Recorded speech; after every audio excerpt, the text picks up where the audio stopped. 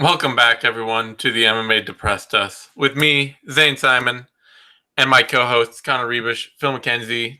A UFC off week. We're going to have two of them, so we'll be back next week to do this all over again. And as always, that means we are punishing ourselves for the lack of good fights with the worst fights that we can possibly come up with. And, man, this week's going to suck. It's going to be really bad. Yeah, so we are capping off the whole thing. Last fight we'll be watching our main event. In the main event, that UFC 226 all-time bad fight classic, instant entry into the MMA Depressed Us Hall of Fame. Francis Ngannou versus Derek Lewis. You already knew. Yeah. You knew it was coming. It had to. It had to. Literally as soon as it was available on Fight Pass. Yeah. We had to watch this fight again. We have never done a fight this quickly after it is. No. Normally we let them marinate, but this one had to be grabbed with both hands. Mm-hmm. Yeah. We're gonna preempt that with our bad fight of the week. A classic Elite XC showdown. Antonio Bigfoot Silva versus Rico Rodriguez. And man, it is the split decision with a post-championship shape Rico Rodriguez. We've been waiting considerably longer to do that one than Lewis and Ngannou, though mostly because I didn't know it ever happened until a minute ago, 2 minutes ago. You know, it's a bad fight when you have a former UFC champion fighting a former UFC title contender, and people are like, that fight happened? Can't have been good. It can't have been good. Right? No, and I trust that it will not be. And then we'll be starting off the event with somebody making their first appearance on the MMA Depressed Us who really deserves a few more spots on the show. A James Mcsweeney fight. It took far too long to get him on. And we have James Mcsweeney in his all-time classic, his intro to the UFC off that terrible tough heavyweight season, fighting none other than Daryl Schoonover, most famous for being Rampage's whipping boy in that season. So that should make for a really. I'm already kind of dreading it. Like I can already feel. I feel sad. I mean, I feel just hearing you describe it. I feel really like unhappy and sad. Yeah, it's rare that you get to watch MMA. Like sometimes MMA can look like bullying. It's rare that you get to watch MMA be actual bullying. Yeah, Schoonover does kind of have that feel to him. So that's going to be our rundown this week. Of course, as always, you insisted on this. Do you know how much energy has just been sucked out of the show just having listed the three fights? It could have been better. Zane, this is your fault. I know. As always, we'll be watching these three fights on Fight Pass. That's the things I really do enjoy how terrible this makes us all feel. I don't know why, but I do. But we'll be watching these fights all on Fight Pass. We will just be using the standard Fight Pass videos of them. Although for UFC 226, we actually had to go to the event, find the fight, and we're just going to start it at the beginning of the video. Like when you click Watch Now on Francis Ngannou versus Derek Lewis from UFC 226, we paused it. It's 75:56. Is the 75 minutes 56 seconds left in the event is where we're starting. So if you want to follow along, we will count you in to each fight as we play it. We're playing each video from the beginning, so no syncing beyond that. We'll do a 3, 2, 1, go countdown, and then Connor will try, if he can be asked, and if we will stop talking long enough, to tell you when the first round starts. So if you're watching it on any other platform, medium, or you just got out of sync with us, you'll know when the first round is going to start when we do. So the stars align. I feel like Connor should invest in a Ring Girls, like maybe a small version of like a Ring Girls round card. Yeah. That he holds up as they call them in. And I feel that he hasn't done that already. Just shows that he's not really committed to this like we are. I thought you were going to say breast implants. I mean, those two, I'm sure. Look, Connor should invest in some implants to really draw the eye. People know when their round is about to begin. We've got a budget of $0 here, Connor, and if we want to start making money on this show, you're gonna have to dress it up a little. It's MMA, Zane. They don't have to be good breast implants. That's right. We'll get you one of those doctors that make concrete butt implants, and just those up front. Yeah. Yeah. I'm in. Okay. If you die, we'll start a GoFundMe to do a show about it. Watching my surgery as the main disappointment of the card. It's going to be a thrill. It'll be probably just as thrilling as Derek Lewis versus Francis Ngannou. Oh, God. Only slightly less depressing. All right. On that note, let's kick this off. Get right into our first fight. Yeah. That James Mcsweeney versus Daryl Schoonover classic from the Tough 10 finale. Oh, we have to do Bigfoot versus... Oh, I always forget the order of this show. I cannot believe we have to watch the only interesting fight first. It's really disheartening. I just, for some reason, thought I had James Mcsweeney to look forward to. Nope. All right. Okay. Starting in 3, 2, 1, go. All right. I had James Mcsweeney to look forward to. A phrase that no one has ever uttered in the history of the world before.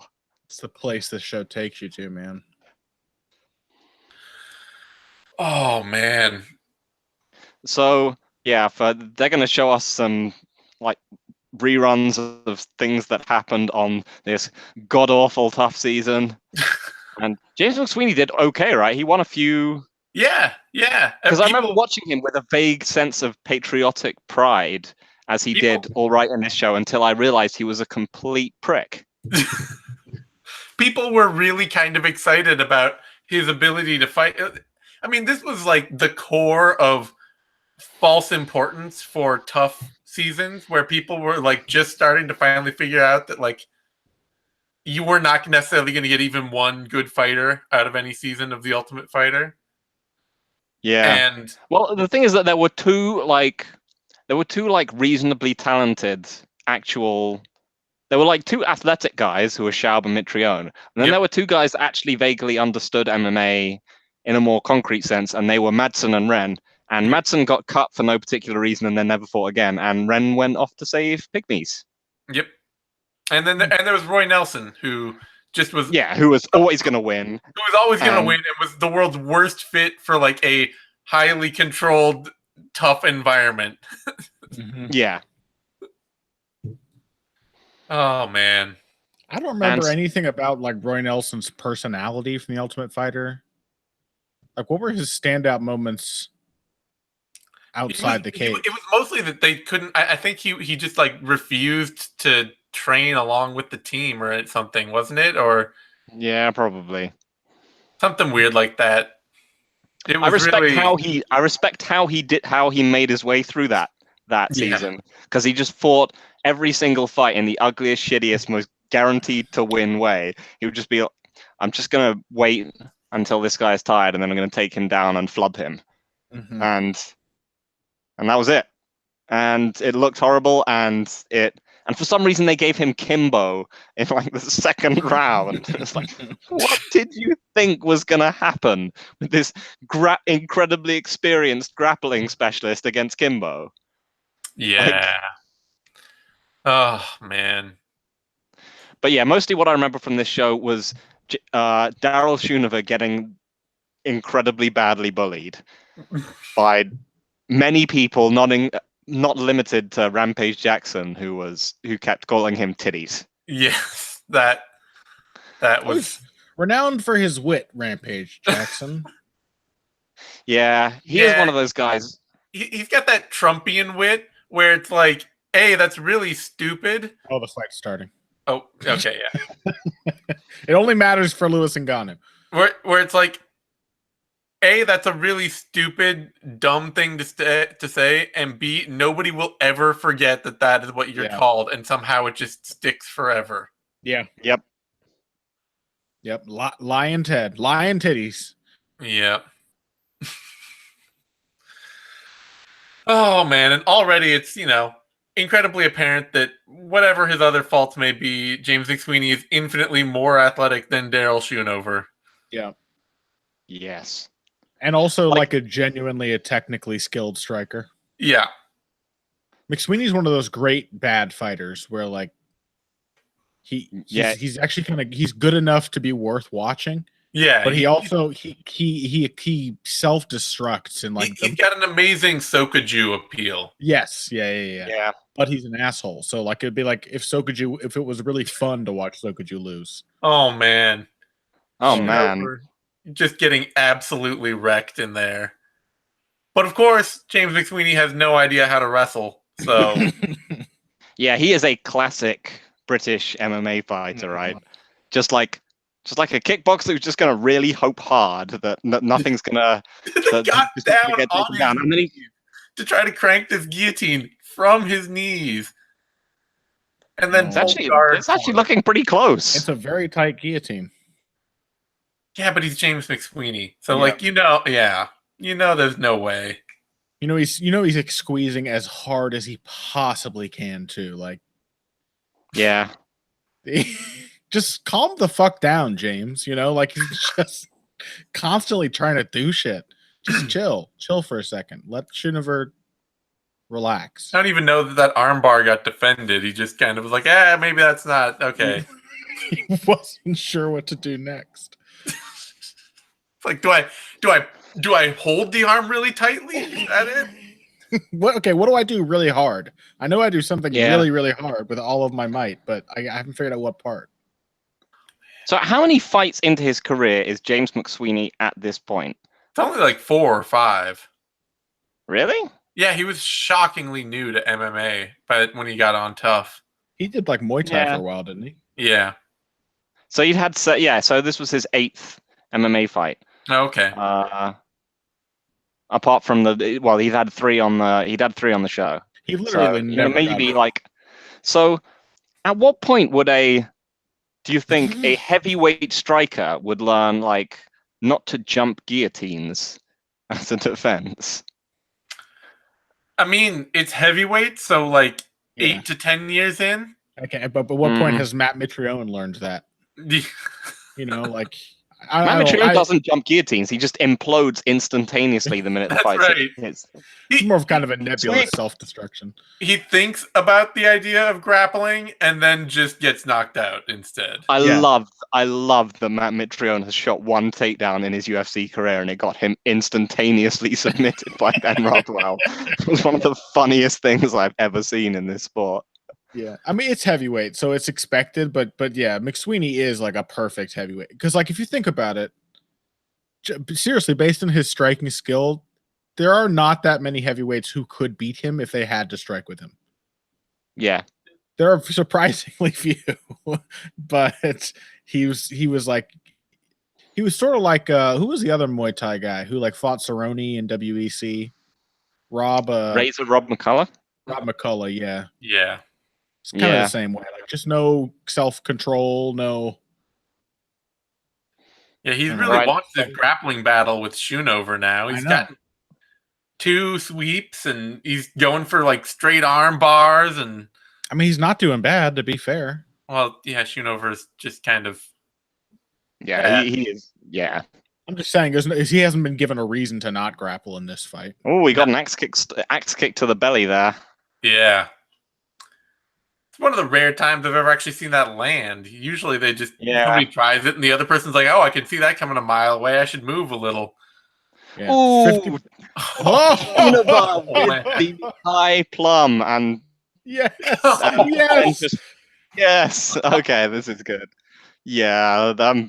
All right, here we go. What was that you saying about people not being able to strike with him?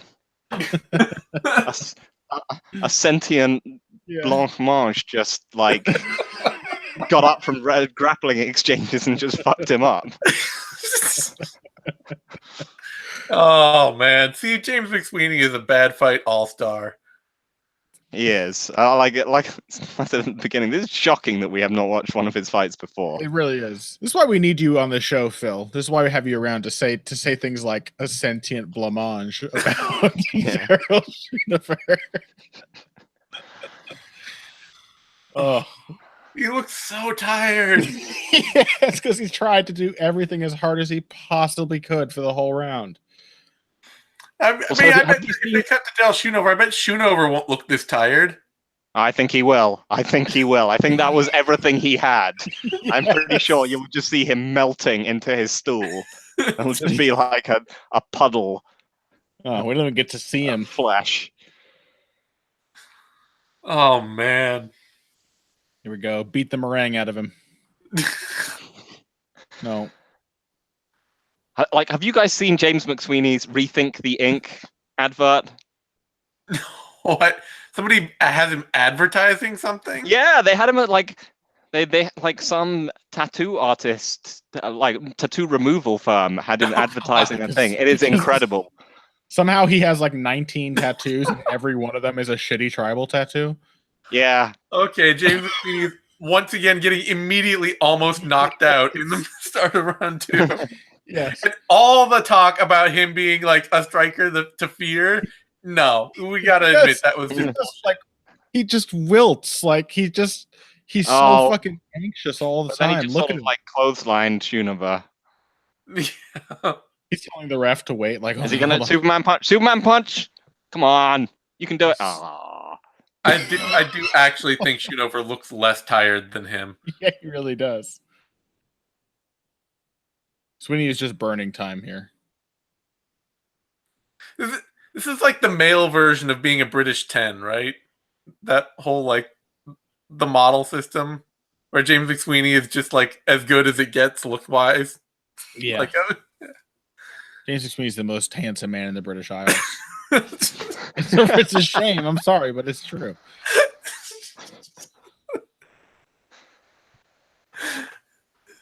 I mean, that's what we were all hoping. That, we sent him over to Tough 10. that he would get fucked up by guys like Mustafa Al-Turk. And that he wouldn't then be, we'd then at least be able to get some women without James McSweeney stealing all of them. He's kind of drumming on Schoonover a bit for top position here. I'm loving these love taps to the gut. The Slipknot method of ground and pound. Oh man.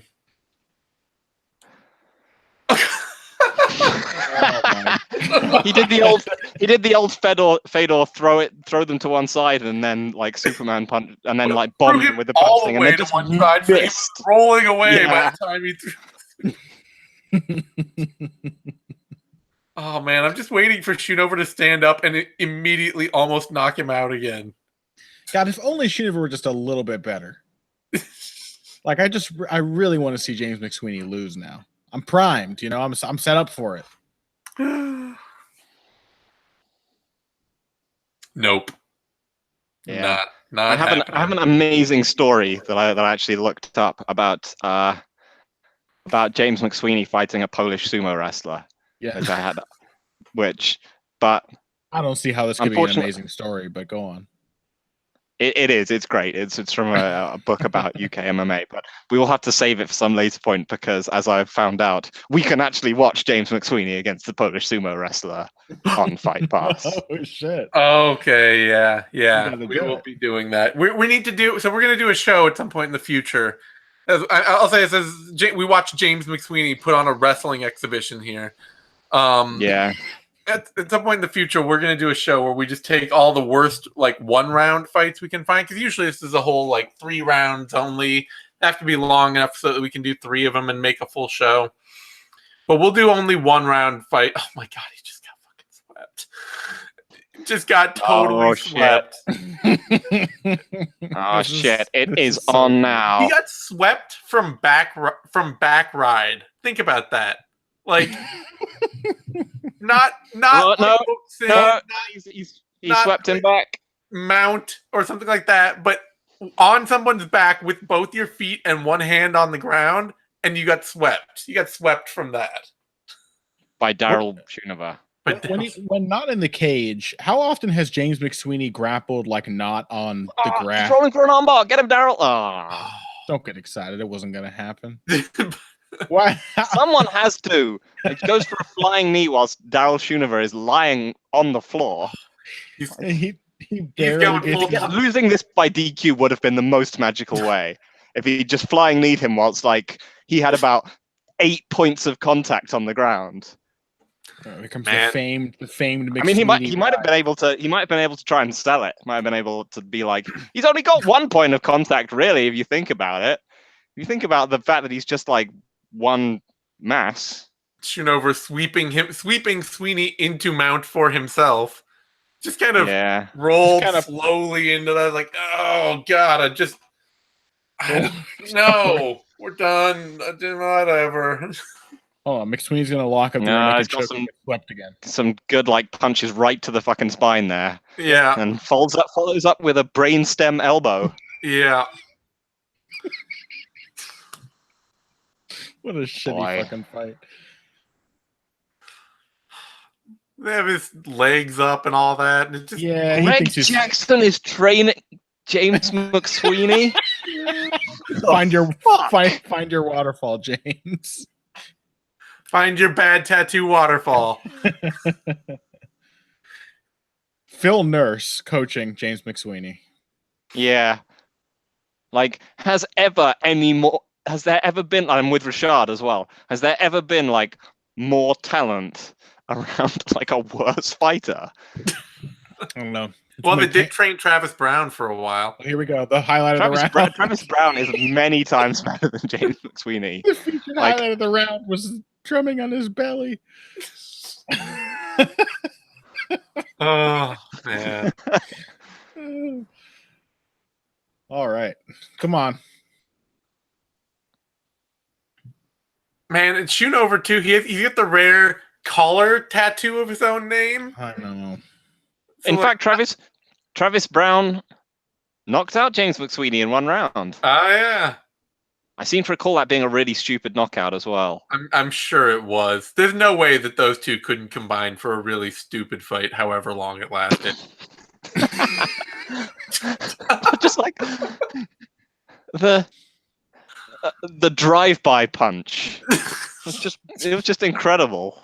And then McSweeney just grabbed him and just threw him down on the floor. It wasn't a takedown. It wasn't a guard pull. It was just. Hey, I'll say, especially at heavyweight, Muay Thai takedowns have been shockingly effective in MMA. Oh yeah, well, Alistair Overeem whips people's asses to the ground with ease. Heavyweight is the division of dudes who have ate their way past leg day, where it's just like you know all these pencil leg, heavy upper body guys that could just be tripped immediately. Leg day is just the part of arm day where you have to walk your fat ass to the gym.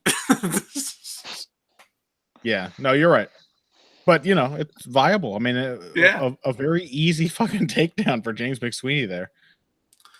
I'm also loving all the bad subs in this fight. Here we go. Yeah. I finish it though. Like, I mean, you could see James McSweeney thinking about like an arm triangle there, and then you could then see him going like, "I've only really tried this twice before." All right, James, I want you to transition to the omoplata. McSweeney practicing like the normal person's version of the Francis Ngannou grappling method, where he's just like, "Oh, I just saw this on a video in the locker room, and I'm just gonna." What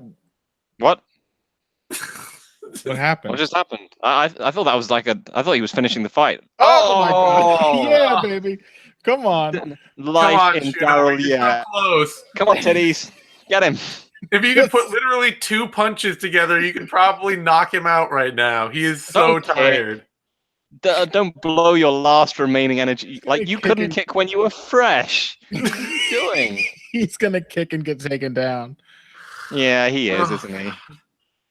Oh. Aww. Man. Oh boy. Come on, Juniper.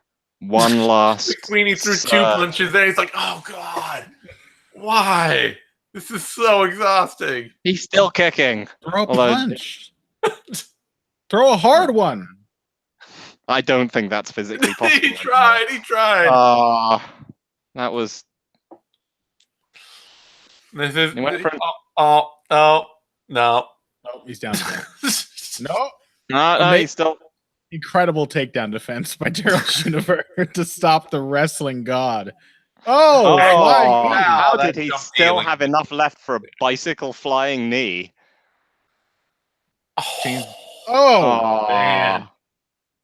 I think the ref can stop this. Yeah, it's over. It's over. Yeah. All right. James McSweeney by 3rd round knockout. Oh, man. Schoonover's got that, like, the arms aren't working, and he's trying to sit himself up. It's a pretty brutal knockout at the end of all this, honestly. Mm-hmm. Yep. And it would be James McSweeney's only win in the UFC. Is it really? Yep. Yeah. Boy, he sucks. Yeah, he's just one of those. He's just one of those kind of athletes, though. Like, his problem is not that he's not like an impressive, explosive athlete for the weight. Like that flying knee in the 3rd round. His problem is that he thinks that he knows he is, and he thinks that's the only thing he can ever do. So he just gets tired like 3 minutes in every fight. But still impressive, man, to come up with that kind of burst at the end. Yeah. I didn't enjoy it. I hated every moment of it. Yeah, well, that's why we're here. To be fair, I was hating it, but it was so bad that it was so comically terrible that it was. Yeah, like Schoonover kept fighting for a while. So I'm looking it up. His last fight was in 2015, which he lost by DQ to Ezekiel Wiley. And just that name makes me want to see that guy in a fight, because I'm figuring that like Ezekiel Wiley is some kind of. That's actually. I don't know. I'm picturing a guy with like giant mutton chops who is also incredibly sneaky. It's actually Alexei Oleinek's secret name that he fights under. Very clever. I'm thinking the nickname for Ezekiel Wiley should be like Wiley Karate. Does that work? No, it doesn't work. Never mind.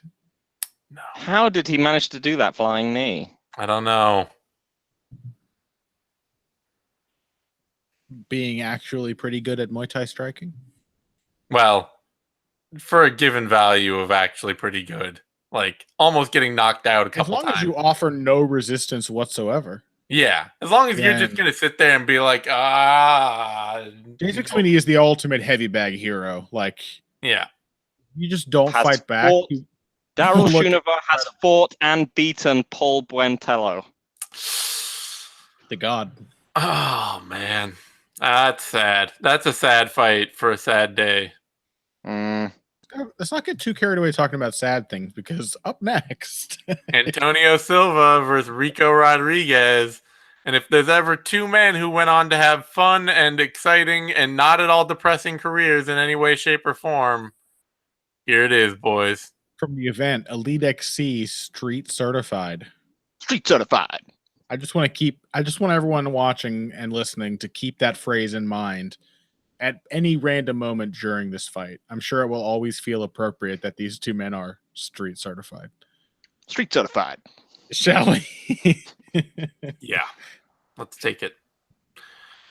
All right. Starting in 3, 2, 1, go. Ah, damn. This is long. Why have you made me watch this long fight? I know. This is really long, isn't it? Well, this is what you wanted to say. Yeah, it is. No. They're 2 weird looking mug shots for the tail of the tape, huh? Yeah, Bigfoot's like realization that he should grow a beard was a very good one. Yeah. Looks good with a beard. And Yeah, it's a shame that he only sort of came to that conclusion once his career was on a horrific downward spiral.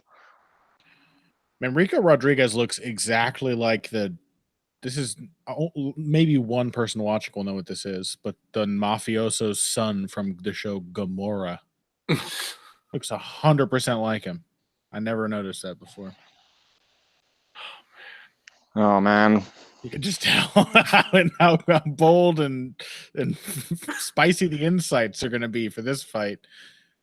Oh, Rico is not looking in great shape. This is making me so sad. Remember, y'all, split decision. No.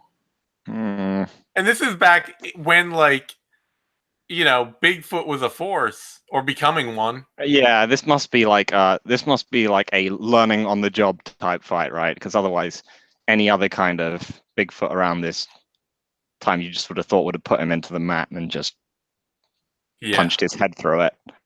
Man, Rico at this point in his life just looks like, I just think like former high school quarterback. He looks like a guy who like was cool and handsome. Clearly now too many years ago, like 15 years ago. There's a very peaked in high school vibe about the whole thing. Exactly. He should have come out with a JV jacket on. That would have been awesome. Uncle Rico, right? Yes. Uncle Rico Rodriguez. There you go. Perfect. Coming out of the McDonald's with like a supersized meal, catches the eye and like looks a little guilty and tries to hide it. Yeah. He doesn't want you to know. This is how he takes care of himself. Oh.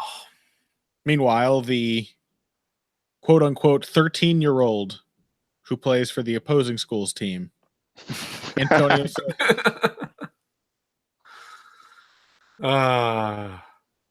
The Ringer making the slowest. Oh man, the slowest ring entrance of all time. No, go back to the wide shot. It's dancing back. Oh no, he's going backwards. Okay, we know why this is a split decision now. Bigfoot did not come to his lightning fast foot speed for which he was renowned until later in his career. God, I could have watched that wide angle shot for an hour of just him. I feel like I did. I feel like I'm older by a year now, just watching. It should have been that, and then you cut to Rico Rodriguez, like you cut to his face, and then you cut back, and Bigfoot is back at the start. Or like in Monty Python, where like he's running, Sir Lancelot's running towards the castle, and you just see like. Yeah, he just keeps cutting to the same shot of him until finally, suddenly, he's at the castle stabbing the guards. Except the clip is 3 hours long because each time you cut back to watch Bigfoot walk down the ramp for 30 minutes. God, that was good. What a great. Okay, I'm hyped now. I am not hyped. I mean, the thing is that is Rico even gonna not do the thing of like knocking Bigfoot down in the first round? Because everyone used to do that for a while. I can remember seeing like Mike Kyle against in his at his most, well, not his most faded, but at a quite faded stage in his career, and like he's gonna get fucked up by Bigfoot. Instead, he like dates him in the first round because Bigfoot is incredibly slow and not actually that durable. You know how you feel the other day. You were talking about, my God, what were you talking about? Now my mind is blanking. Something incredibly interesting, no doubt. Yeah, obviously. You were talking about fighters who have completely inexplicably good chin performances. Yeah. How did Bigfoot Silva and Andrei Arlovsky go to a decision and not knock each other down at all? Yeah, as I remember. I mean, there's really like, I think so much of knockouts and that kind of thing. Like, I mean, obviously there are fighters who have bad chins and can get knocked out more easily and stuff like that. But so much of it really is like whether you're surprised by a punch or not. until a whole fight can pass. Where like you get like Bigfoot Silva versus Mark Hunt. How the fuck did Bigfoot Silva not get knocked out in that fight? Right. Yeah. And it's just, you know, the right fight, seeing the right punches, having the right confidence, and, you know, sometimes, yeah. Like, I mean, same thing with Arlovsky versus fucking Anthony Johnson. Yeah. He literally got his jaw broken. Exactly. And then went another however many rounds.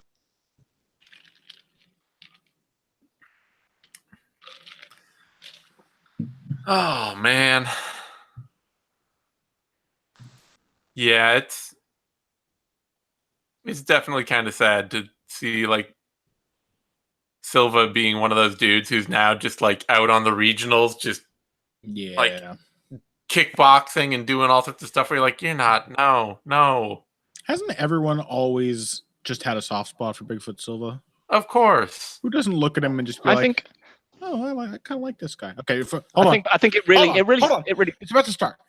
Phil, it's always you. Okay, always trying to, you know, like you have a. I just can't deal with you right now. Yeah, and you always say, hold on, way too early. Oh, here we go. First round begins. Now, okay. All right, Phil, please continue. Can't remember what I was going to say now. I'm sorry. Oh, man.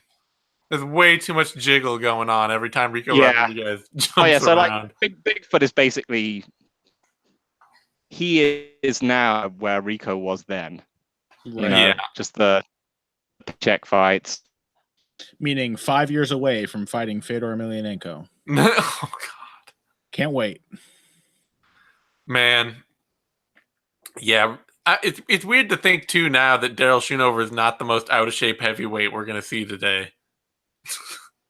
And yet, none of these heavyweights will turn in the worst performance we will see today. No. Somehow. Yeah, this is very true. All right. That's like, Bigfoot Silva, even at this point in his career, would effortlessly crush Daryl Schoonover. I mean, Rico is a faded once good fighter, and Daryl Schoonover is just I guess he beat Portland. Hello. Yeah, I don't know. I mean, modern day Bigfoot is a one really hard punch, and he tends to be on Dream Street. Yeah. So. Yeah. When you get knocked out by a backstepping jab and Stefan Struve, that is like... Yeah, he just can't take a shot at all anymore. Oh, man. This fight is already just... It's delivering. It's doing what you wanted, Zane. Oh, I'm enjoying it too much. It had so long to go. It's just... That's so long. 2 minutes in. Is it going to be a kickboxing match? Walking to the cage. Oh, it's going to be a kickboxing match. I think this is what we're in for, is the Bigfoot jab. You know, the thing is, like Bigfoot is, there are performances where he just looks really good on the feet and puts these nice combinations together and everything. And then you're like, oh, if somebody just like threw a punch back at him while he's punching. Yeah. All that time, his chin could have been being tested. Like, he just does not have any striking defense. There was a nice little pull counter attempt from him. Yeah. Yeah, the thing he's like, you know, an Ed Herman or whatever. He's perfectly acceptable he's perfectly solid on the feet. He's just a golem. He's just so slow. Yeah. And he does make like questionable decisions with his tactics that don't work for a guy who's that slow. Like just watching him come out in every fight and just lead with like a naked low kick. He just got like, totally Rico with the takedown. Oh yeah, that's the other thing about Bigfoot, which is great, is that not only does he have like pretty bad striking defense, he's always had historically terrible takedown defense. And you know, because his head presumably just keeps him pinned to the floor, almost never able to get back up again. That, I mean, when your feet, we've talked about this before, but it's kind of the Rick Glenn thing, which admittedly he showed up pretty well against what's his name, who did he just fight? Rick Dennis Glenn. Bermudez. Dennis Bermudez, but like when you're that slow, it's just you're not going to defend takedowns. You're just not. Yep. Probably just need to see. You could see him about like 5 seconds after he hit. Is that he's like sprawl? Oh. Yeah. Oh, wait a minute. This is where we are. Yeah, it's like I should get my hip. Oh, I'm already down. Each of Bigfoot Silva's toes has got to be as big around as my wrist. That's crazy. Yeah, you just need to see a super aggressive guard from Bigfoot, right? If he's playing with the Rick Glenn game, then we just need to see him throwing up triangles and shit right now. Yep. The thing is, he's like supposedly a black belt, but then I find myself wondering, like, how can you be a black belt if you never do anything off your back? He is the most top position dependent grappler I can think of. He's never done he's gotten fucked up from his back by like Mike Kyle, Mark Hunt. Like, these guys are not what I consider to be dominating top position grapplers. He's kind of getting fucked up by Uncle Rico right now. Right? Yeah. Like, you get blast doubled off your feet by Rico Rodriguez and then just beaten up from guard. All those things Rico Rodriguez is famous for. Yeah, we got the dancing girls. Yeah. So this is like the classiest of classy MMA promotions. This is a fight that I can imagine like exactly how I would have geeked out about it at the time. Like this is Antonio Silva having like a prospect development fight, and Rico Rodriguez is finding like the savvy veteran ways to compete with him that don't necessarily align with what he has historically done well. So Rico was always a good grappler more than anything else, but sure. I'm just saying it's like I'm trying to think of a place and time where I might have enjoyed this. Where I would have been like, oh, this means something. Now I've seen the end of these stories. I know it means nothing. Yeah, it's true. This is just a weird interlude. And I want to say this isn't the first time I've realized this, but I'm only really realizing now watching this fight that Bigfoot has like above the foot says Pazau. I used to think it was actually just like big toe marks above. All right, you thought Bigfoot. he had extra. Yeah, you thought he had extra toes on or his. I just thought it was like extra. His big foot. It's supposed to be a really big foot, so I thought it was like really long, huge toe marks or something. I just now realized that it's his nickname. So that's embarrassing. Mm-hmm. Yeah, well. This fight's bringing that out of me, you know. Yeah, you got to give respect to Bigfoot for having like historically no takedown defense or game off his back and being incredibly slow. And then you're like, he also finished Alistair Overeem and Fedor Emelianenko. Yep. He's awesome, man. I would have liked to have seen his career pan out a little better. Yeah, at the very least, I would have liked to see him just be like, hey, I don't have it anymore. I'm going to go do something else. But yeah, and he decided to do stuff like going to Russia to get butchered by whoever they wanted to push at the time. Or kickboxing Rico Verhoeven. Oh, yeah. Jesus Christ, I forgot about that. Who was, well, I don't know. Primo Carnera. That's Bigfoot Silva. Well, that's the thing, is that like being a big guy guarantees you bookings all the way into your career because people will just want to see you fall down, go boom. Yeah, the Bob Sapp philosophy that like everybody knew what they were getting out of a Bob Sapp fight except for random audiences who just weren't keyed into MMA at all. And he was just like, I'll show up and get knocked out in a minute or less. Wow. I don't even know what happened to Rico there, but he went from doing okay to suddenly getting absolutely shit kicked in the face in the space of like 5 seconds. He's just tired. How is he going to survive? Yeah. Like he failed on 15 minutes left of this fight. he failed in a takedown. Bigfoot actually showed some quick feet. He limp-legged out of it. Yeah. And then I guess it seemed like Rico was just too tired to stand up before Bigfoot was on top of him, hitting him. Yeah, maybe. It looked like he fell weird and was suddenly shocked, but no. I think he just went hard for the shot and is seriously slowing down. Realized he had his legs crossed the wrong way there. And... yeah, I always like that moment. Oh shit! I mean, this is traditionally like a serious death sentence position to be in against Bigfoot. Yeah. It is nuts considering how. I mean, maybe he just sucks at jiu-jitsu, but he's just big. And that's why he has no guard. He's just not actually all that technically skilled a grappler. I mean, that's always my complaint about any belt system is that if you hand out like a belt doesn't mean anything because there's no measure of skill that has to go with it. You know?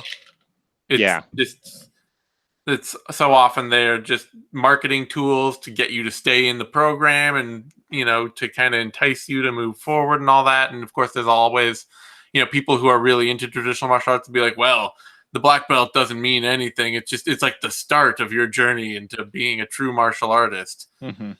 And from there you improve. But it's also, I mean, it's a universally recognized symbol of supposed talent.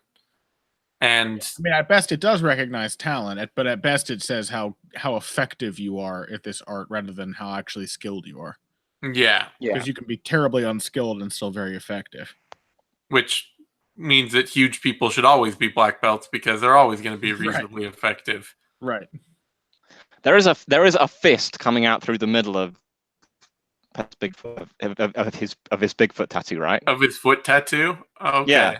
It's like a foot, but there's also a fist coming out of the middle of it, right at the whoever's looking at it. Man, his eye is fucked up. Yeah, he does do that to people. Reference Emelianenko F. I think it's just a small cut, and he's very sweaty. Yeah. Oh, it's still pretty ugly though. It's a bad spot. It's a bad location. Right on the eyelid. Ouch. Yeah. Yeah, we're finding, I mean, there's some, you know, there's whole new multitudes to that Bigfoot tattoo now. I feel like that's really the value this is giving us. Wait, why are they standing and restarting? What happened? Oh man, let's watch Rico Rodriguez box some more. Go for it, baby! Come on. That spinning back kick. Yeah. Oh. Bigfoot rolling for an anaconda choke that he's just not going to get at all.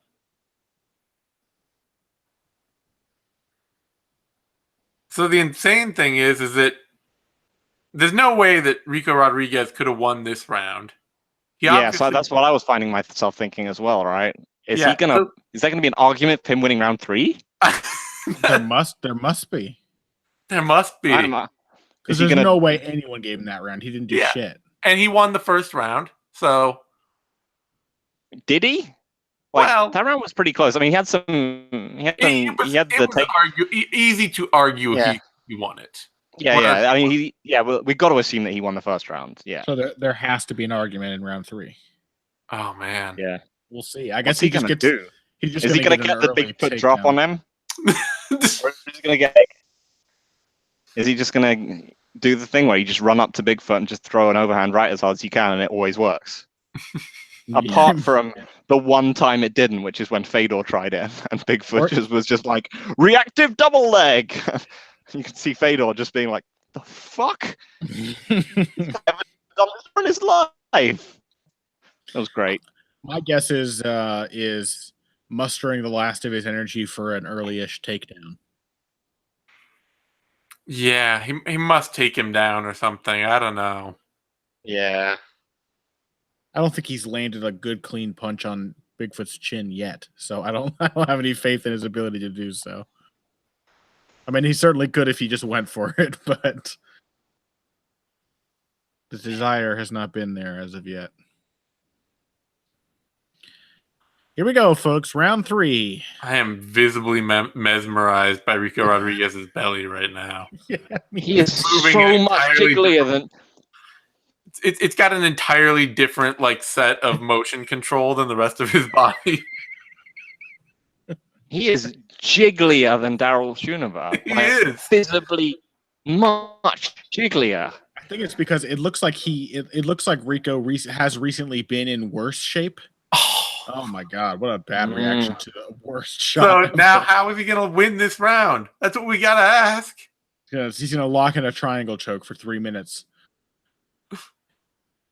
Yeah, I think it looks like Rico has recently been in better shape and has now lost some weight because of getting back to training. Yeah, I think you're right. He looks looser and flabbier than Daryl, who is a fat man who does train. Yeah. Rico is a guy who peaked in high school and shouldn't be this fat. Very clearly. Very clearly. No, he peaked in high school, and then he heard that his local team was having tryouts, and then he tried really hard for 2 weeks to get back in shape. Oh God. What's he gonna do? I don't know. There's no way he won that last round. How could this be a split? It's going to have to be a big moment of some kind, or it's just an awful decision. Yeah, or it's just an amazingly terrible bad job of judging. That's good. If someone scored that second round for him, that is literally maybe the worst judging I've ever seen. In an isolation, I'm trying to think of a more definitive round that I've seen go the other way. Usually, unless there's complete inactivity between two grapplers, usually grappling in MMA is scored really pretty cleanly down the line. There's not usually a lot of surprises. Very rarely you'll see somebody win a round off their back for throwing up a whole lot of submissions and landing a whole lot of strikes, somebody trying to blanket them. But usually if it's just one guy on top throwing punches, the other guy on his back defending, everybody scores that right. Another quick stand-up from the ref. Bigfoot looked like he was going to go for a flying knee for a second there. Bigfoot's feeling spry, man. You can tell. He's just he doesn't seem fatigued. Oh, nice counter right hand from Bigfoot. Rico looks like shit, dude. He looks awful. So slow. So he looks really tired. Oh, what was that? Oh, man. Bigfoot going through all the crazy spins there. Oh, here we go. Here's the takedown. Here's the takedown. But it's only 1:45 of this round left. Especially we just watched that Demetrius Johnson fight, Zane. Yeah. He got it. He got the single leg. All right. This is what wins him this round for some idiot judge. He better do something big here. He could, by the way. First round, he did land some big shots from guard. So let's see. If he can really pile it on, then he'll have a case. Man. Come on. Be a veteran, Rico. There we go. Body, head, baby. I'm not. Man. Oh, okay. Yeah, no. We know where it's going. This fight is really demonstrably terrible.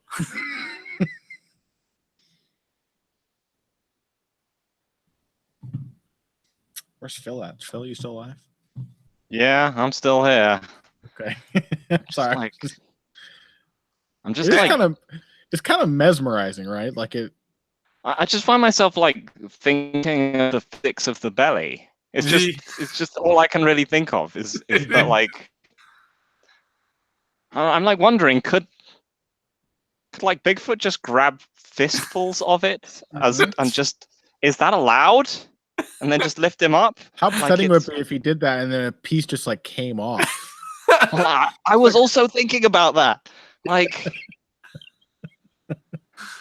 Rodriguez is just okay. There's no argument for Rico Rodriguez winning this round.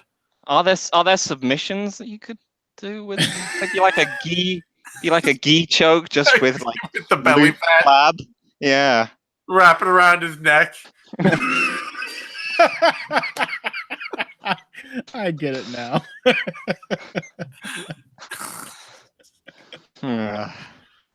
Oh.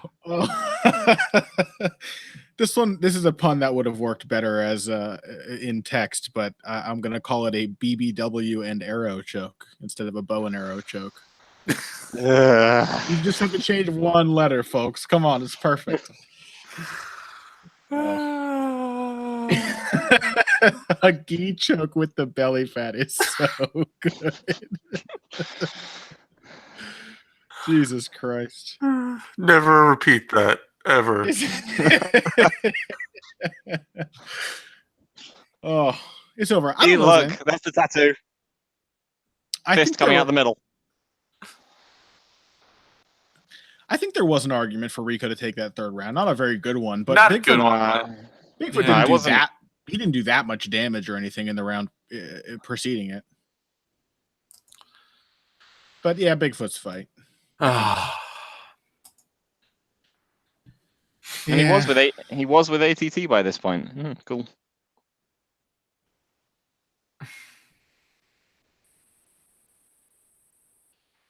Somebody hand the man a football, damn it. Yeah. He goes that out and then finds out that like his best buddy from school is there. That like they used to be on the team together, but his buddy is the coach. And his buddy's like, what are you doing? You can't be here to try out? Yeah. Can't go back, man.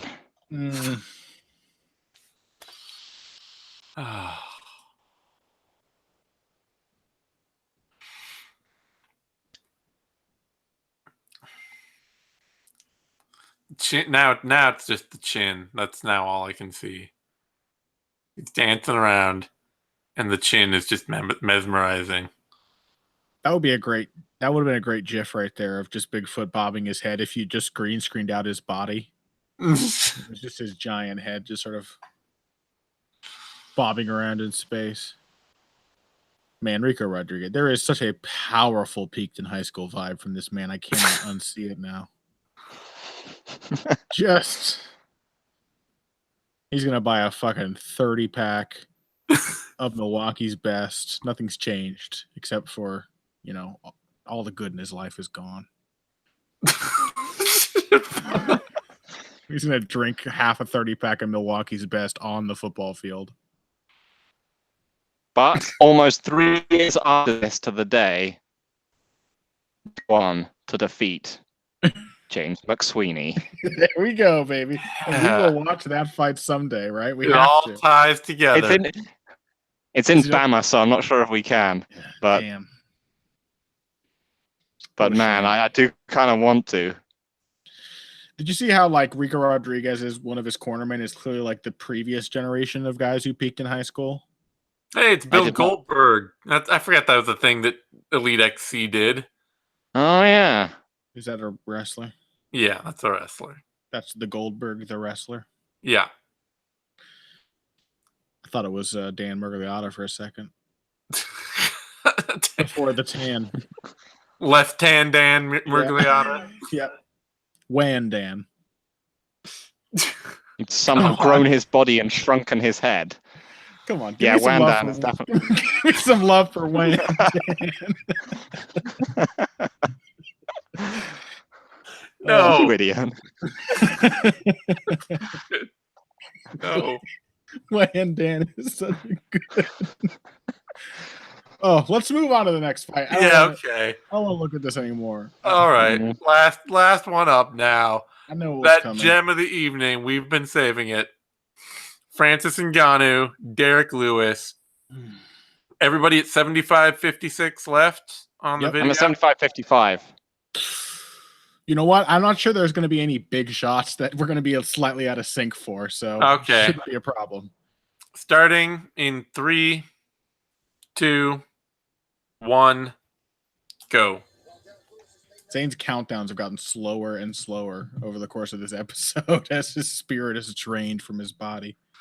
Oh, man. So, 2 of the hardest hitting, heaviest knockout delivering action fighters in the heavyweight division today. Man, I'm feeling. Look at these highlights. Woo! Oh shit! Yeah, take me back to UFC 226. I'm so hyped for this fight. It's about to happen. More highlights. I need to woo some more. Derek Lewis probably saying some nonsense. Yeah, Francis Ngannou probably saying like he's talking about. He's probably just showing off all that ego. He's just like, man, I'm gonna take Dana White's fucking lunch money and stuff that fucker in a locker. That's the one thing I think when I hear Francis Ngannou talk, I'm like the fucking arrogance of this guy, you know? Yeah. Just listen to him. Just absolutely. How could he? From his pores.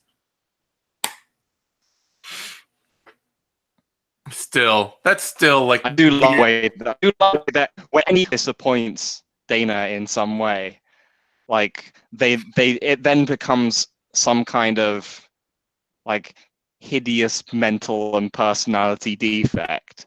Like, you expected you to be.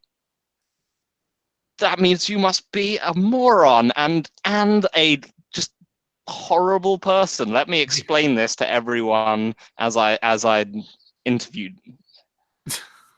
Like, it's so weird that's the whole narrative that's come out of this is like, I mean, it's the easiest. This would be the easiest thing to shit on Francis Ngannou for. It is unquestionably simple to just be like, dude looks scared out there. I got no idea what's going on with him. That fight was miserable and it sucked. There's nothing you have to make up about that.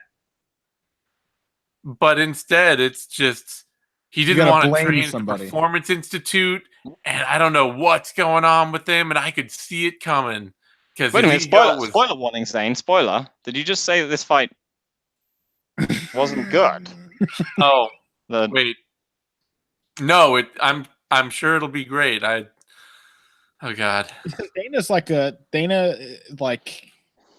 he spends every moment of his life knowing that like whenever anyone speaks to him, I mean most people don't, but anytime he speaks to anyone, he's like terrified that they're picturing like that very first UFC event when he had like his crooked fucking teeth. His mouth looked like, like a 50-year-old grand piano that hadn't been taken care of. And he had, like receding hairline still, and he looked young, but somehow twice as old as he does now. He's like so embarrassed by that a bad fight happens that he helped hype, and he's like, "Oh, it's this guy's fault. It's not me." He has to have like a target for why the fight was bad. Yeah, just say it sucked. Like it's fine. It sucked. And you can even say it sucked because, like I said, like Francis Ngannou obviously looked scared the whole fight. Like he just looked like he didn't want to pull the trigger. It also illustrates how low the fucking bar is, right? That even after this fight, MMA fans still don't think of Derek Lewis as the kind of guy who puts on this kind of fight.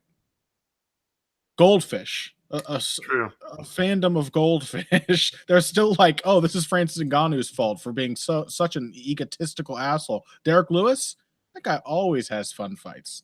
When literally the half of this fight is a normal Derek Lewis fight. Derek Lewis almost always has fun moments in fights that are otherwise utterly unwatchable. Yeah, it's just that the other half of this one happens to not be a typical Francis Ngannou fight.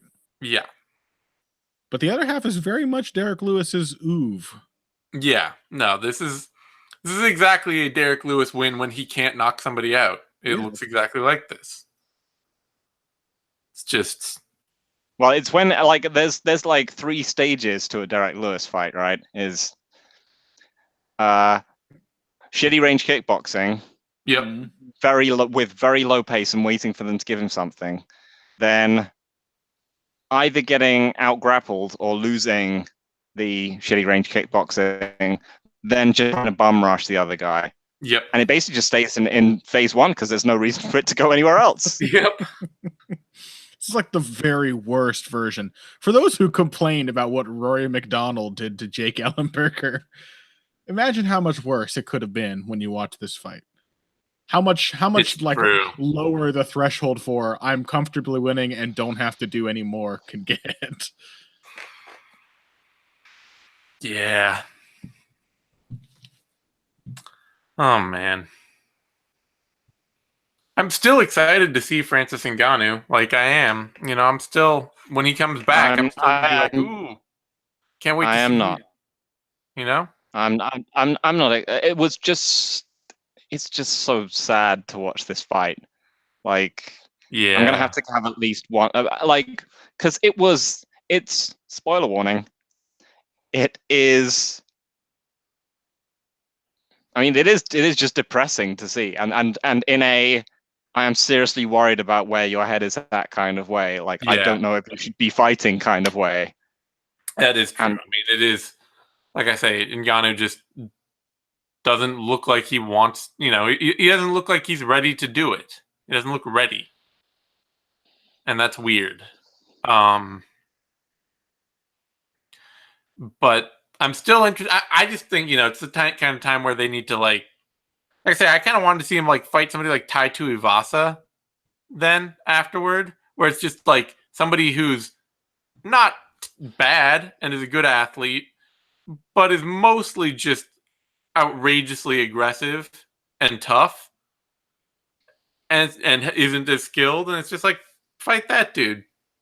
Well, but the thing is, like, what if Tuivasa then kind of fucked him up like Hunt did to Lewis? If he just pushes him up against the cage and then, sort of walks him into the cage and then just hits him with short shots that are difficult to counter. Well, then maybe if he just gets a horrible, humiliating. So he loses a grappling match, a boring counter striking match, and then gets fucked up.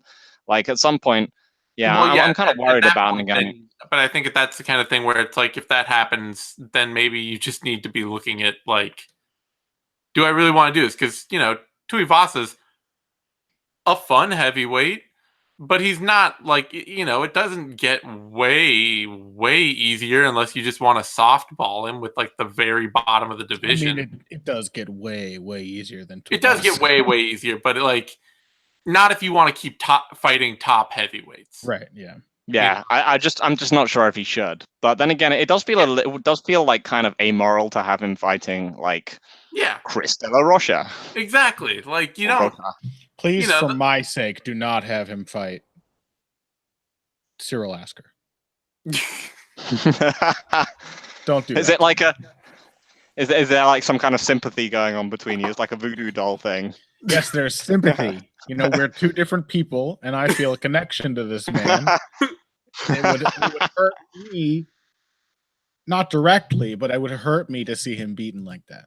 And there's nothing to that. There's nothing to the idea that you never see you two in the same room at the same time. No. Right, we do a show with Connor the week after a Cyril Asker fight. And he's got like a big black eye. Walked into the door. All right, here we go, folks. First round is going to start sometime in the next 12 minutes. Here we go. First round begins now. Or does it ever really start? That is the real question we all ask. That's the question. So, as I mentioned on Heavy Hands, a Machida-esque performance from Derek Lewis. It really is. Black Dragon. It is really the first stage of the worst Machida fight ever. This is exactly what Machida would do. It'd just be like, I'm just going to do anything, and I'm going to do. If you don't do anything either, I will throw one kick, and then I will be ahead. Yeah. Now it is your turn. Where people were like, "Oh, that was such a good fight." It's like, no, that was a terrible fight, and then it was one kick. Yeah. Oh, you mean Silver Belfort or? Oh no, sorry, no, I'm Machida Belfort, of course. It's the same thing. Yeah. But it was a full round of just them looking at each other, and then in round 2, he threw one kick, and it finished the fight. Yeah, it's so much more enjoyable when Machida does it, though.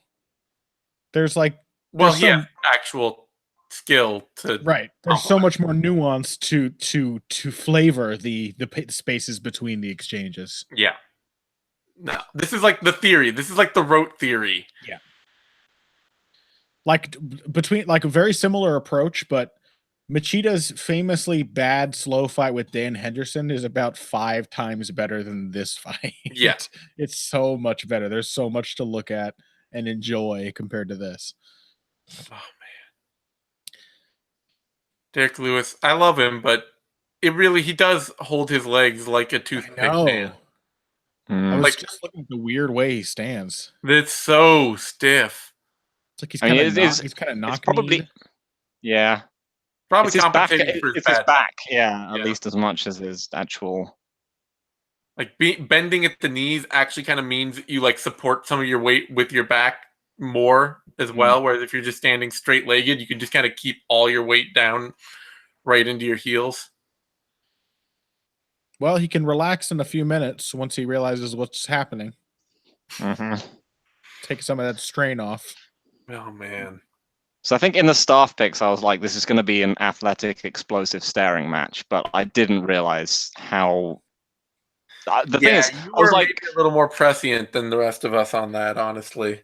I figured that it would be Derek Lewis, it would be a staring match, and then Lewis would overextend himself on something. Yeah. And a little wild going. That's what I figured as well. Yeah, is that if you look at the way these guys, like when Lewis does throw, he tends to go for like rushing karate flurry type flurries, and you see when the way Ngannou counters, he likes to stand his ground and hit people who come in. Yep. But then you just realize that, like, I also like when I look back on the fight, like look back on Ngannou's fights beforehand, you're just like, when has Ngannou actually led in a fight? Yeah. And is it ever? And I think Lewis just to his credit, he realized, you know what? I don't need to throw big punching flurries that go on for like more than one or two punches. And so he didn't. And that was the end. Even so, like you would assume that at a certain, there would be a threshold for where Ngannou would be like, oh, I haven't thrown a punch in the whole first round. Just like, has he thrown a committed punch this round? Nothing. Well, I mean, the other reason why I knew it would be shitty is because I read an interview with Ngannou where he was like, I was too aggressive in the last fight. I'm going to go back to my counters. I was like, please don't do that against Derek Lewis. That's going to be terrible. Yeah, one of our listeners or viewers from whatever platform on Twitter did say they did show the stare down between Ngannou and Lewis on Twitter, and they were like, "Is this proof of concept that Francis Ngannou goes up to Derek Lewis? They like stare at each other for a really long time, and then Derek Lewis gets mad and shoves Francis Ngannou, and then Ngannou is like, I have proven a point here today. He's one of us broke today." And the fan was like, does this prove that this is how Francis Ngannou views this matchup? He's going to go in there literally doing nothing, waiting for Derek Lewis to make the first mistake. And as it turned out, yes, that was 100% of his strategy. Yeah. Was to have a stare down in the cage in which Derek Lewis breaks first. Breaks by winning. That is the thing with Derek. Like his back and his no real combat sports history whatsoever, and his eat ribs on the treadmill attitude, they may mean that he never really makes any real technical growth over the course of his career at all. But he does seem to really honestly get like fighting and winning fights, Mm-hmm. He's got a natural. As much as Ngannou is a natural, has a natural technical knack for stuff, Derek Lewis has a natural knack for just winning. He seems like a more natural fighter in the sense that he's like Derek Lewis's success all goes back to the day, whenever it was, that he just realized he should just chill. And so compare the calm poise of Derek Lewis in a fight to this, how we have no idea, but how would Francis Ngannou react to having his body hurt 3 times in quick succession like Travis Brown did to Derek Lewis? I don't know. Yeah. Would he be able to chill and just take it easy and wait for his moment to come in a fight like that? Well, and that Travis Brown fight is also a testament to Derek Lewis realizing if I just go out and bully this guy really hard now, yep, I can absolutely take his lunch money. I can't stay back and let him pick me off. But he still kind of did that. He at least started throwing random punches that Travis Brown, being Travis Brown, Man, if we're going to watch hilarious one-round fights, we could watch just an entire round of an entire show of Travis Brown losing. You really could. You could pick like 3 of them, which he loses to exactly his opponent's only dangerous weapon. Yeah. We'll do the Derek Lewis one, the Alexei Oleinik one, and then Andrei Arlovsky, pin hand backslap. Yeah. 100%. We did already watch the Fabricio Verdum fight, which a classic for the ages. Yeah. 2 to 5 strikes so far. Oh God. Yeah, Francis Ngannou threw a lead right hand at the start of this round. That was his committed punch attempt. And it missed. Yeah, you know, maybe I take back what I said about him looking like he's not in the fight or doesn't get it or like doesn't want to fight. He actually looks totally fine. I just think he doesn't understand that he's losing. Well, this is the thing is that like if you tell yourself I'm going to be a counter, you know, he's got it into his mind that this is discipline. Yeah, right? It's like when Rashad fought Machida, and they said, if the crowd's booing, that means you're doing the right thing. Yep. No matter how they told him why that, and it was like, her. Yeah, and it was like, are you gonna out counter strike Lyoto Machida? Which and the counter puncher is often a very good tactic, but you have to build a game that makes them try to counter you. So well, that also it was just you still have to be proactive. Yeah. Well, it was exactly this. It was exactly this fight, right? Is that they both just did nothing, and Lyoto was like, "All right, I'm going to throw 2 to 3 non-committal kicks. I'm winning. What?" And eventually, Rashad, not being a UFC champion at that stage and having more confidence than Ngannou did, was like, "Shit, I am losing because he was. I have to attack," and got knocked out. Yeah. The Black Dragon. Ngannou he seems really fine with what's going on, honestly. Like he just seems. Yeah, that's the troubling thing. I mean, there's clearly some kind of anxiety going on. Yeah, he's just not sure of his range. He talked about it afterward. Even said that the Stipe Miocic no matter what position he's in, he seems permanently, like for the duration of this fight, permanently worried that any shot from Derek Lewis could catch him at any moment. But you're right. He does seem like he feels like he's engaged in the fight. Yep. I don't know if that's more troubling or less. That he's like, the fight's just slipping away and he just doesn't notice. Yeah. Yeah, it's a level of tunnel vision that we cannot appreciate. I think is just one of the things, is that he is so fixated on 1 or 2 things that in some ways sort of don't really exist. Yeah. The punches that he's waiting to counter are just not being thrown. Yeah, you could. I mean, essentially, it's like Ngannou's whole thing here was an overreaction to him. He's not. Yeah. He hasn't chosen to fight this way based on Lewis. I don't think. No. He chose to fight this way based on what happened in his last fight. Yeah. Yeah. So like it's like he hasn't watched Lewis or had a coach watch him to determine like, oh, here's where the counters are going to be. He just essentially has no idea who Derek Lewis is and is expecting him to lead with like big power punches. It's just not going to happen.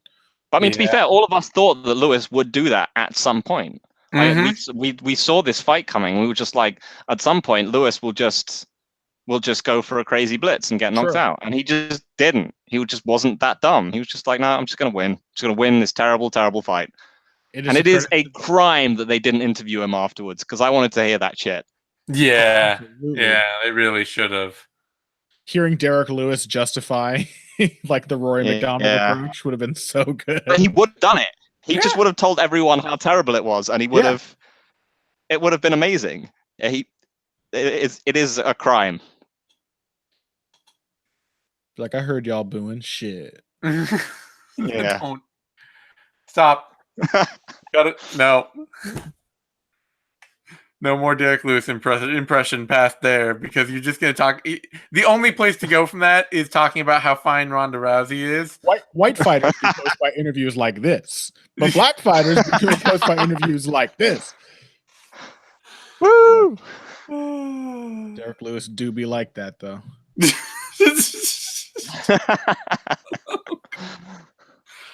Oh Lord. It is a test. Derek Lewis is so fascinating because this fight is a testament to his intelligence, especially in comparison to Ngannou. He doesn't have to do more. Just like Machida, just like McDonald, he's polar opposite of Ngannou, totally aware of what kind of fight he's having and where he stands in it at every moment. Yep. It's very similar to? Yeah. It's very similar to David Tamer versus Drakkar Klose. Sure. Except that Klose was like visibly unhappy with the fight and the way it was going, and Ngannou seems fine with it. True. And there's not like a lot to it. I don't want to say like Derek Lewis is an incredible fighter because he's so intelligent. He was given this fight, but it does show the contrast between him and Ngannou, like two fighters who were painted as so similar in all these ways. Clearly, there is a difference in like experience and poise from Derek Lewis. No, it's the thing. Honestly, I think it's really just the thing of what happens when you rush young fighters or when you rush inexperienced fighters all the way to the top. Yeah. Based on physical skills alone. And you get them, like, even if they can get to like title contention or they can get to like these spots of amazing skill and amazing fights, you still end up with these big funky gaps that are just not closed at all in ways that they should be. And Ngannou clearly has them. He's just not an experienced fighter, and he has never had to fight like one, and now he does, and he's not. What he needs is a real step back, but also the team and the personal discipline to choose to take a fight easy and not get a quick finish, right? Like he needs to be able to take a step back to a degree of opponent that he can feel very confident against, and then not let that confidence turn him into a first-round knockout maniac. Yeah. Like, okay, I'm going to book some fight time and get a feel for this. He needs experience, which he's not going to get. Yeah, that's why I was kind of saying, like, and maybe not Tuivasa, but like he needs to fight somebody like maybe, Walt Harris or somebody else who's like a good, reasonable, athletic, dangerous fighter that's going to be aggressive and go after him, and that he then has to perform against. I feel like he needs another counter fighter. He needs to learn. Yeah. You just can't wait against everyone because otherwise everyone will do this to him. So give him like Junior Albini. Yeah. I mean, Walt Harris isn't a bad shout. Walt Harris isn't actually. Yeah. He's much more of a counter fighter than he is. True. Than he is aggressive. And it's not a bad shout. I think that's might not be a bad next fight. They need to do something. His tendency to eat every kick would also be like that would be genuinely dangerous against Walt Harris. Yeah, absolutely. The big ticket versus the big letdown. Cold. Oh man. Sorry, Francis. I'm glad this fight's only 3 rounds long though, man. Yeah, it's almost over already. It feels much quicker than it did when it was live, huh? Well, we're talking about it. That helps. I mean, it's true. Rather than just screaming at the TV. Yeah, rather than just being like, "What? No! Punch the man!" Gosh, there's so much different that Francis Ngannou could do given this matchup. It's not even like it could have been totally viable to counterpunch Lewis, but like he's not doing anything. It's like try one feint. I mean, I'm not saying that Ngannou has any of the kickboxing skill of Mark Hunt, but you can watch the Mark Hunt fight, and Mark Hunt absolutely schooled Derek Lewis with a crafty, just consistent kickboxing performance. Yeah, because Derek Lewis kind of sucks at kickboxing. Yeah. He just hits. Watch Travis Brown. Watch Travis Brown against right Derek Lewis. He kicks the living shit out of him, like not in a not entirely non-literal way. Yeah, kicks the living boo-boo out of him. Yeah, I believe. There we go, Connor. We say it around here.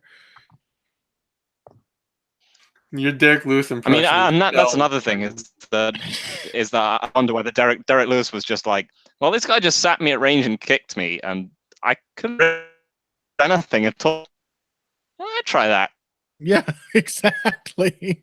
He learned from his own failures. Oh my god. He's like a Saiyan. You know, gets stronger with every. Well, I actually didn't lose that, but you know, one of the ultimate adaptive fighters, Derek Lewis. That's right. Find more. He's a great adapter. Yeah, if any of you guys saw that, who was it that was doing it? Was it It was, I don't know whether it was MMA Easy or it was like one of the other sites that was like, you know, build the perfect fighter, use the you know, the striking from this one. Like, let's be real, Derek Lewis with fight IQ. Mighty Mouse, step aside. Get Mighty Mouse out of there. He just got owned. Owned by Henry Cejudo. Oh, now this is how you dictate a close fight. No split decisions here. No siree. For one, Francis one punch. Yes. It was Right even after late. the bell. What'd you say, Zane? It was even late. It was one punch in the whole fight. He that lands came his after. one fully committed power punch of the fight after the bell. Yeah. So he lands not one committed power punch in the fight. Oh my god. Man. I mean, in many ways, this is the worst fight that I've ever seen. Because it's not even a fight. Like nothing happened. It is worse in I mean, Shamrock Severin is also really bad in the total opposite way of, like, this is two guys who principally strike, not striking at all. Yeah. And Shamrock Severin was two guys who principally grapple, not like striking or grappling in any way at all. Yeah. Yeah. But this is, you know, like, it's kind of that same thing. Yeah, the only advantage that one has over this one in the shittiness stakes is that it was longer. Yep. But this was, like, just in terms of what should have happened, because you were like, if they'd landed the number of strikes that happened in Shamrock 7, you know, someone would have gotten knocked out. Like, yeah, it is. Yeah, like, it's still not my most. I think my most. I don't know if it's my most hated fight of all time. That's probably still got to be. Well, there's so little Thompson to it. Woodley too. It's hard to have any passion. Yeah. If they ran this back and then they did exactly the same thing, that would be incredible. Yes. Yeah, fuck all the shit we were saying about Ngannou's path forward. He just needs to have this fight again. Yeah, that's right. Yeah, I do think exactly I honestly do think they should just replay this fight as many times as it takes to get the fight we're supposed to get out of it. Yeah. Until someone accidentally gets knocked out. Exactly. Man. Okay, those UFC 3 game graphic things. I was like, why are those two incredible? Why are these two pasty looking white? Oh, well, that's supposed to be Daniel Cormier. Okay, well, never mind. Mm-hmm. Daniel looking very uncanny today. Well, we did it. How do we feel about it? I don't think I can feel anything anymore. Man, that was this is a rough show for fight watching. That was bad. I mean, what do you guys expect? At a guess, what do you expect out of Ngannou next? Like, what do you expect this was such a profound overreaction. Yeah, I kind of expect that his next fight is going to be him just swinging wild. Like, profoundly overreacting to what he did in this fight? Yep. I kind of wonder the same thing. That would be my guess. But the problem is that'll work. It literally would have worked in this fight. Yep. Better than what he did anyway. We ready, though, for Woodley versus Till? That's the real question. Oh, chess match. Yeah, honestly, everyone knows I'm a huge fan of Colby Covington. Colby Covington matches up well with Tyron Woodley. Yeah, that would have been. He's guaranteed action. Yeah, Yep. that would have been an entertaining fight. Why did they scrap that in favor of this? I don't even know, because you can't even say it's his politics. Dana White took him to the fucking White House. Yeah. You know? It's literally like it has a 70% chance of being a terribly boring fight. Yeah. It really, really does. Do we want to add on to that the chance of Darren Till actually making weight? Yeah, that's a good question as well. Well, what was it, Super Callow, who said that before Darren Till was weighed down by the responsibilities of caring for his family. By caring for his family, but now that he's abandoned them, he'll make 170 easily. Yeah. Just think of all the things that Darren Till could not care about, how much more powerful he could get. Wait till his mom gets diagnosed with cancer. He'd be like, I don't care. Don't care. I'm the greatest. I'm fucking great. Don't care. And then all the terrible things that could happen to him, they'll just make him more powerful than we ever imagined. Yeah, he'll have to be honest, he's got to find new ones each fight to you see this kitten? I don't care. No, it's shit. Just throw it. Strangle it in front of the camera. Don't care. No, this is the thing is that I would appreciate it. Yeah, I'd appreciate it more if they have the typical UFC video package beforehand, and it's all just because you normally see Darren Till was raised in Liverpool, England, this dark town. He lives with his family and child. And you just see them running up to he's been training, a montage of him training hard, then one of him coming home and walking in the door, and then they're like, Daddy, and running up to him, and he just does the whole hand in the face thing and just shoves him to one side. Just a whole video section of him just ignoring, just disrespecting everyone. Yeah. He's so good. Dog comes up wagging his tail. You just they pan up to him, and you just see him. You just hear a yelp as he motions. Yeah. Make it much easier to market Tyron Woodley though, because by contrast, you just have a clip on embedded of his kid coming up and being like, "Daddy, can I have ice cream?" And he'd be like, "Yeah, sure," and then goes back to looking at his phone. And you're like, "Wow." Yeah. After what I saw Darren Till do, this man is father of the year. A model parent. I also enjoy the way that Colby Covington has tried to be the great heel of MMA, and he's invested so much time and effort into it. And Darren Till's in about 5 seconds, he manages to outdo everything that Colby has attempted. Next we're gonna see Colby out trying to make homeless people do push-ups for money too. He'll be out there. No, now Colby is going to start. He's going to have a child of his own and start abusing it to try to catch up to Darren. He's going to have his own child and just start pointedly leaving it at the grocery store and stuff. What do you people want? Can I have a title shot now? I've abandoned I don't want to do this anymore. That's right. It's a UFC him slapping. You made me do this. The last one looks just like me. He had my eyes. Oh, okay. On that note, we need to stop this. So, alrighty. You can find me on Twitter at TheZaneSimon. You can find Connor on Twitter at BoxingBush. That's BUSCH. You can find Phil on Twitter at EvilGregJackson. Find all three of us over at Bloody Elbow Day to Day. And we'll be back next week with another episode of the MMA Depressed Us. And in the meantime, give this video a thumbs up down there on YouTube. Like it. That helps us a ton. And subscribe to our YouTube channel, MMANation.com, DOTCOM, all spelled out. That's where you get all the latest Bloody Elbow shows, interviews, analysis, all that stuff we do week in, week out. Thanks everyone for tuning in, and we will see you soon.